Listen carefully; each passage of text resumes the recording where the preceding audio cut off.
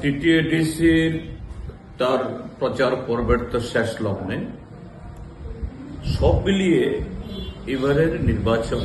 একটা অন্যতম একটা উচ্চতায় এবং ত্রিপুরার যে রাজনীতিতে নতুন একটি যে মোড়ে এসে দাঁড়িয়েছে। উচ্চতায় আমি কথাটাই বলছি যে আমাদের রাজ্যের জনগণ সর্বদাই রাজনীতি সচেতন,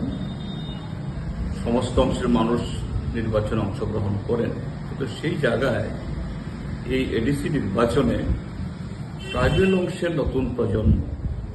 শিক্ষিত তরুণ তরুণী, বুদ্ধিজীবীদের অংশগ্রহণ এটা চোখে পড়ার মতো। তো রাজনীতিতে নতুন প্রজন্মের অংশগ্রহণ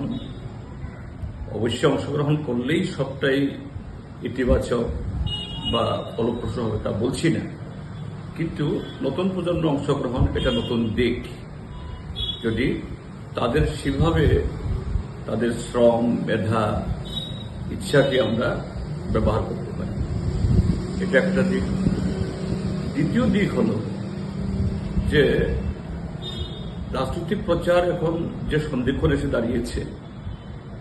আমরা বামপন্থীরা বরাবরই এডিসি যে উদ্দেশ্যে গঠিত হয়েছিল, ত্রিপুরা রাজ্যের এডিসি এলাকাতে সেখানে আর্থসামাজিক ব্যবস্থার উন্নয়ন তো অবশ্যই,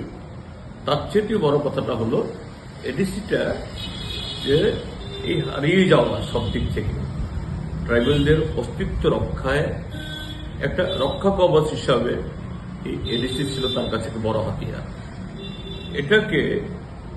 শাসক জোটের তিনটি দল, বিজেপি, ত্রিপুরামথা এবং আইপিএফটি, অবশ্যই আইপিএফটি এখন তার কোনো সেই শক্তি নেই, তার সেই তাৎপর্য হারিয়ে ফেলেছে, কিন্তু বিজেপি এবং ত্রিপুরামথা তারা রাজ্য সরকারে একই জোটে থাকা সত্ত্বেও যে এখন এডিসি দখলের জন্য যে ধরনের যে রাজনৈতিক যুদ্ধে একেবারে এটাকে মাটিতে নামিয়ে নিয়ে এনেছে, এখানে এডিসির উদ্দেশ্য পূরণে, লক্ষ্য পূরণে এই দুটি দলের তাদের যে বক্তব্য, বাকযুদ্ধ এবং প্রায় রক্তাক্ত যুদ্ধ হচ্ছে, এতে এগুলো নেই। যেন তেন প্রকারেণ সমস্ত অনৈতিক কর্মকাণ্ড করে দখল করতে হবে, এই জায়গায় গিয়ে পৌঁছেছে। তো এই জায়গায় ত্রিপুরার যে সচেতন ভোটার, এডিসি ভোটাররা আগামী 12 তারিখে সন্তর্পণে নীরবে এর বিরুদ্ধে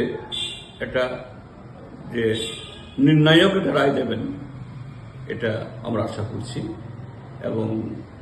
তারই সারা সব দিক থেকে পাওয়া যাচ্ছে।